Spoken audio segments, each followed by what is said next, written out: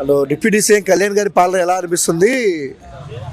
బాగుంది bro. Baahubali cinema మాకు hit, super hit. ఏం నచ్చిందండి బ్రో? రాష్ట్రము ఒక మంచి పద్ధతిలో వెళ్తా ఉంది, రాజధాని డెవలప్మెంట్ అవుతా ఉంది. ఈ పథకాలనే ముసుగు నుంచి ప్రజలు బయటికి వస్తున్నారు. వైసీపీ నాయకులని అరెస్ట్ చేస్తున్నారు. సో కక్షపూర్వకంగా చేస్తున్నారా? ఇప్పుడు కక్షపూరితంగా అయితే నిన్ను నన్ను కూడా చేయాలి కదా.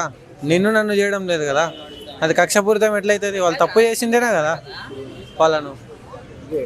విడతల రజనీ పైన కూడా ఒక కేసు పడింది, ఎలా చూడొచ్చు అన్నది మనం. విడతల రజనీ గురించి అందరూ చెప్తారు కదా, మామ వసూలరా అని. వాళ్ళ ఏరియాలో మైనింగ్స్ వాళ్ళు నడపాలంటే ఆమెకు ఏదో ట్యాక్స్ కట్టాలంట, అయితేనే క్వారీలు నడుస్తాయంట, లేదంటే నడుస్తావంట. అంటే అన్న రెడ్ బుక్లో చూసే ఇవన్నీ జరుగుతున్నాయి అని విడతల రజనీ అంటుంది కదా, కక్షగా చేస్తున్నారు అని. ఇప్పుడు రెడ్ బుక్లో నీ పేరు నా పేరు లేదు కదా భయ్యా, ఓకేనా? నీ పేరు నా పేరు ఎందుకు ఉంటుంది అన్న? తప్పు చేసిన వాళ్ళ పేరు ఉంటుంది. నేనేం తప్పు చేయలే కదా, కాబట్టి వాళ్ళు తప్పు చేసినారు కాబట్టి, తప్పు చేసిన వాళ్ళ పేరు రెడ్ బుక్లో ఉంటుంది కాబట్టి, రెడ్ బుక్లో వాళ్ళ పేరు ఉంది కాబట్టి వాళ్ళకి శిక్ష పడుతుంది. అర్థమైందా? తప్పు ఎవరైతే చేసినారో వాళ్ళకి రెడ్ బుక్లో పేరు ఉంది, వాళ్ళకి శిక్ష పడుతుంది. ఇలా చేయడం కరెక్టేనా? ఎందుకంటే స్టార్ట్ అయిన 1 yearకి చాలా మంది అరెస్ట్ చేస్తున్నారు కదా, ఇలా చేయడం కరెక్టేనా?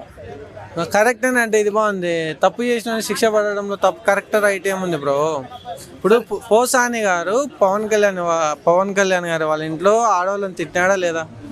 రాజకీయాలు అనేది హుందాతనంగా చేయాలంటారు లేదా? వాళ్ళ ఇంట్లో వాళ్ళ వరకు వెళ్ళొద్దు అంటారు కదా, వెళ్ళారు కదా. పవన్ కళ్యాణ్ గారు డిప్యూటీ సీఎంగా గెలుపొంది 10 నెలల సమయం అవుతుంది.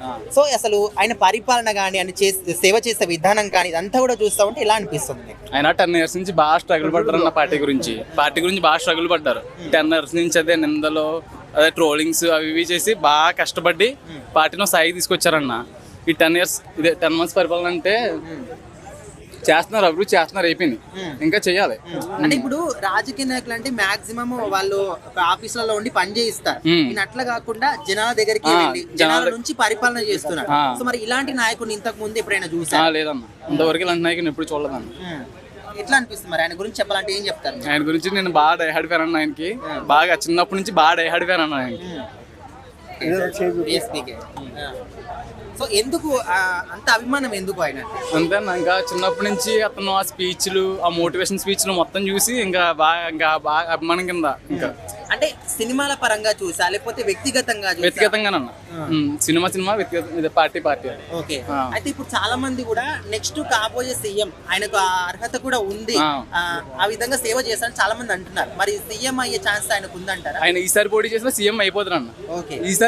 ఈసారి చేసిన సీఎం అయిపోదు, నెక్స్ట్ కన్ఫర్మ్ సీఎం. ఓకే. మరి నారా లోకేష్ ఎటు పోవాలి? నారా లోకేష్ డిప్యూటీ సీఎం చేస్తారని వచ్చేసరికి ఇంకా. ఓకే. సరే, పవన్ కళ్యాణ్ గురించి ఒక్క మాటలో ఆయన గురించి డిస్క్రైబ్ చేయొచ్చు అంటే ఏం చెప్తారు?